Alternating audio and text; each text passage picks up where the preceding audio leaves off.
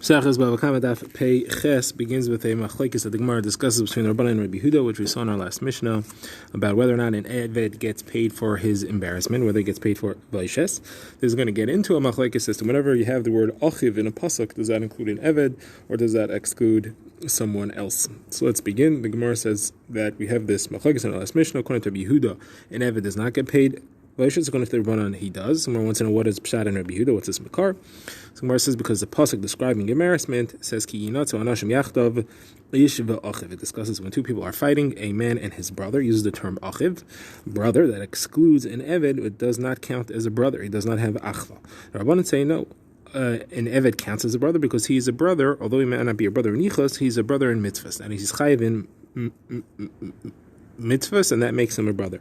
Now, therefore, we have machlokes between Rabbanan and Rabbi Huda. Whenever you have achiv in a pasuk, does that include anybody who's chayiv in mitzvahs, which would include an eved and perhaps even an isha? Or does it only include people that are roy loved b'kol, people that can marry in, and therefore are brothers in yichus?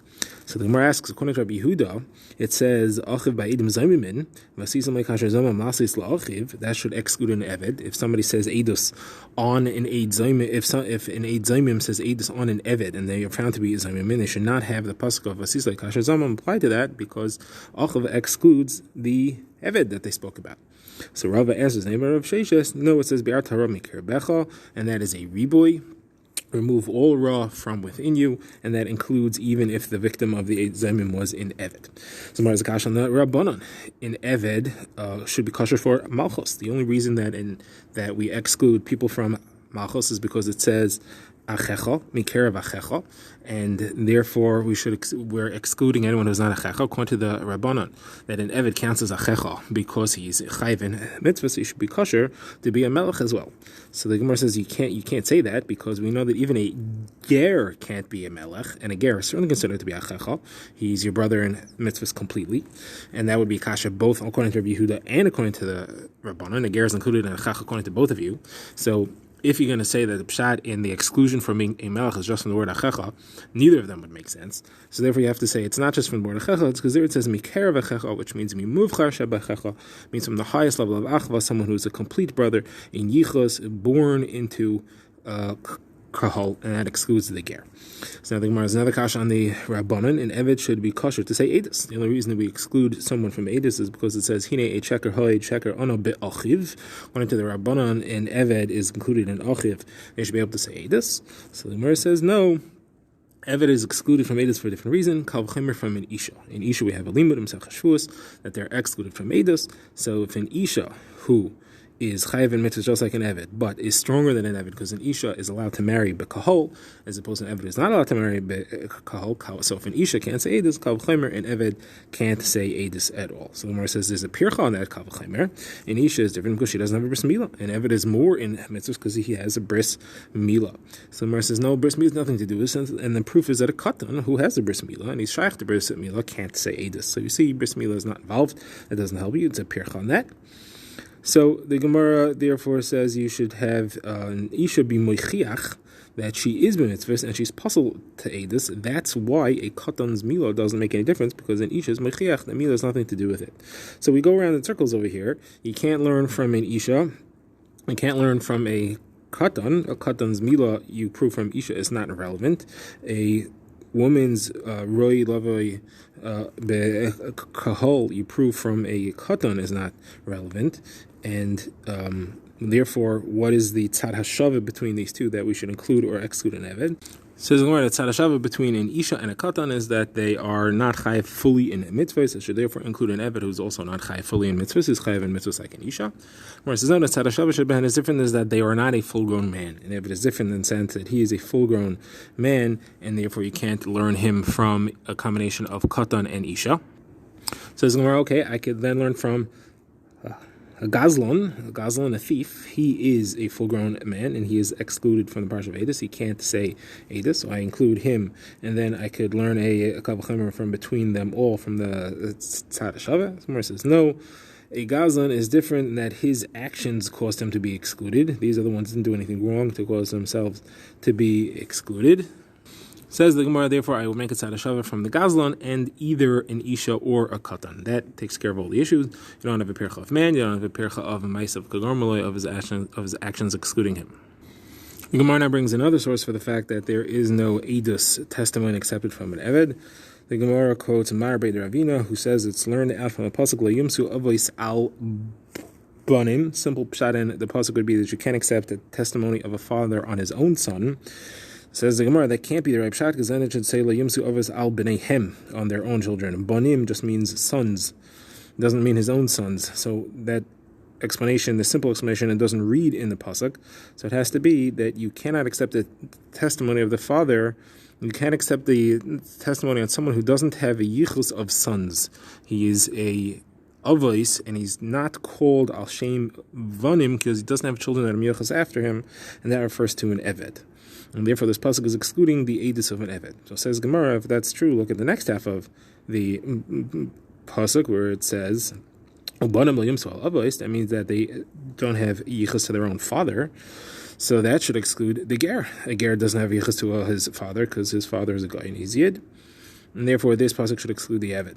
So says Gemara, no, you have both psukim. It's excluding someone who doesn't have either. It doesn't have yichus avos or banim, and that's an eved.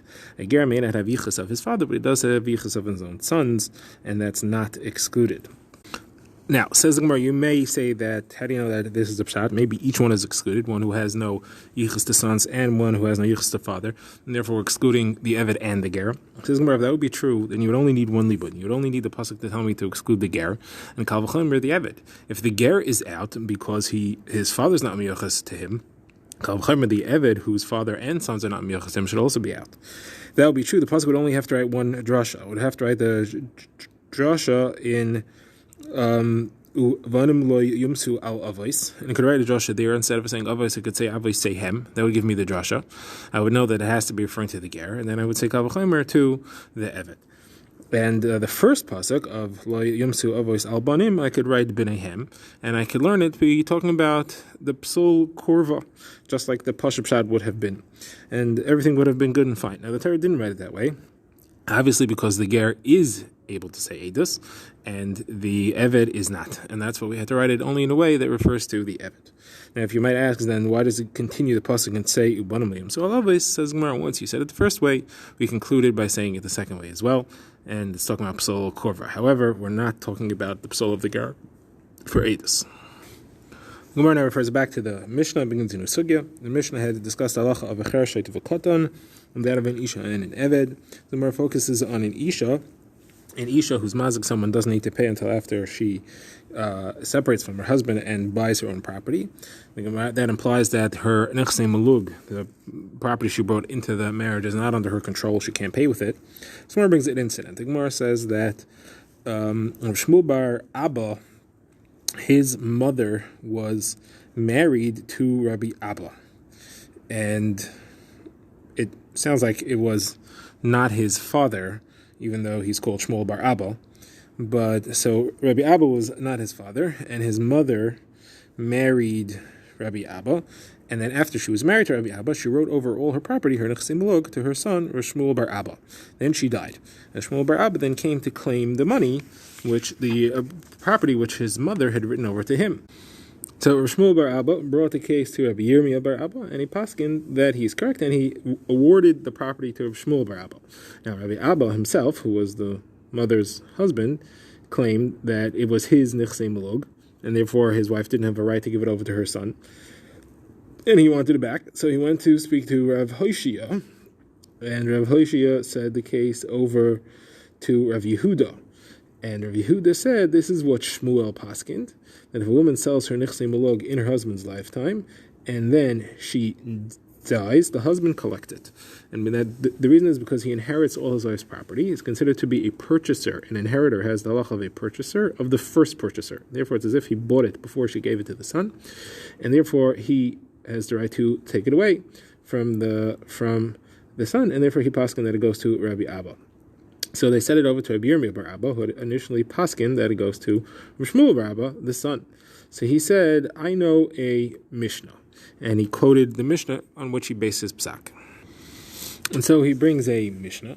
The Mishnah says if somebody writes over his property to his own son, That means the father is retaining ownership of the peiros, of the fruits. It's still his possessions to eat the fruits. However, the owner is the son, and the owner will assume full ownership of the fruits as well as the keren upon the death of the father.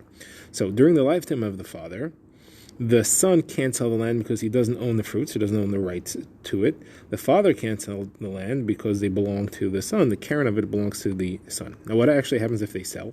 So if the father sells the land, then he's selling the fruits, and therefore the fruits go to the person that he sold it to until he dies, and then the entire thing goes over to the son. The keren, the peiros, all goes over to the son, and he doesn't have anything. Now, if the son sells, so he sells whatever rights he has. He has the rights to collect the property after the death of the father. And then until the death of the father, the buyer can't take anything because the peiros still belong to the father. However, once the father will die, it does go over to the lekeach. It does go over to the person who bought it. Now, even though the son had died during the lifetime of the father, so the son never had anything, still the rights go over to the buyer when the father dies eventually, even if the son had died first. And that is the source of the salacha, because that's pretty much what happened here with the wife. Now, says the Gemara further, this is actually machlekes of Yochanan Reish Lakish. Rav Yochanan holds that the lekeach won't get anything unless the son outlived the father. That way the son gets the property after the death of the father, and then the one who bought it from the son, he already bought the rights before the death of the father, but he bought it from the son, he'll take over those rights. However, if the son would have died before the father, then there's nothing to sell to the lekeach, and therefore he won't get anything. The Gemara says that's because we hold kinyan hapeiros ke kinyan haguf dami. The father owns the kinyan hapeiros. It's like he owns the guf itself, and therefore there's nothing that the son ever owns. He never gets anything, and there's nothing that he can sell. However, Reish Lakish disagrees, and Reish Lakish says that this halacha is true even if the son dies before the father. And kinyan hapeiros is lav ke kinyan haguf dami. When the father owns the kinyan hapeiros, does not mean he owns the guf. The son still owns the guf, even though he dies before the father dies, and he never gets to actually get anything out of it. It's just a theoretical kinyan haguf. That is something, and he owns kinyan haguf, and he sold that to the lekeach. So even though the son dies first, when the father will die, the lekeach will get those rights. So it's a machlekes of Yochanan and Reish Lakish. And how do we paskin? So it says, Yirmiyah bar Abba, we paskin like Reish Lakish. So and he says, Yirmiyah bar Abba, Rav Yehuda, we all paskin like Reish Lakish. And therefore this is a raya. Kinyan hapeiros lav ke kinyan haguf. Going back to the husband and the wife, the husband owns kinyan hapeiros in the nechsei malug, does not own kinyan haguf. The wife owns kinyan haguf. If she wants to give that over to her son, Shmuel bar Abba, she has a right. And then even when she dies, that goes over to the son, Shmuel bar Abba therefore is awarded this property. So they went back to Rabbi Yehuda, who had paskin that it does not go to Rabbi Shmuel bar Abba. So Rabbi Yehuda answered this raya is not a raya, and he said that Shmuel actually addressed this. Shmuel, who we learned this halacha from, not Shmuel bar Abba, Shmuel, Rabbi Yehuda's Rebbe, he addressed this and he said it's not a raya. And the reason this is different is because in this case, the son is inheriting from the father anyway. Since he's supposed to inherit from the father, therefore in this case, the kinyan of the father of the peiros is not kinyan haguf, because it's eventually going to the son anyway. However, let's say the son had given his property, the kinyan haguf of his property, to his father. Then you would not say that the kinyan hapeiros of the son of the father's kinyan haguf is kinyan haguf dami. That would not be true, or that is lav kinyan haguf dami. That would not be true because the father is not eventually going to inherit the son.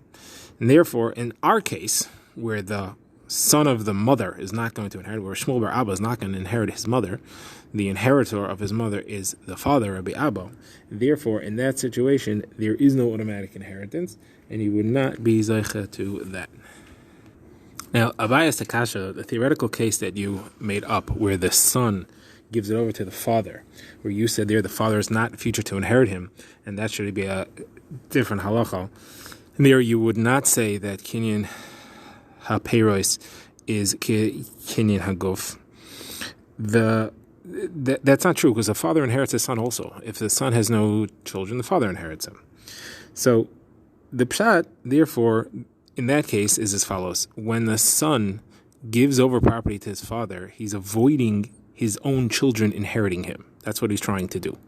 In our case as well, if a father gives over the property to his son, he's trying to avoid the other sons inheriting him. So he's giving it to him in order to avoid other people inheriting. That's the situation, and therefore that is comparable. Now, still we say that the lokeach is kaina, who buys it from the son. So you see that the kinyan peiros of the father is lav ki kinyan haguftami.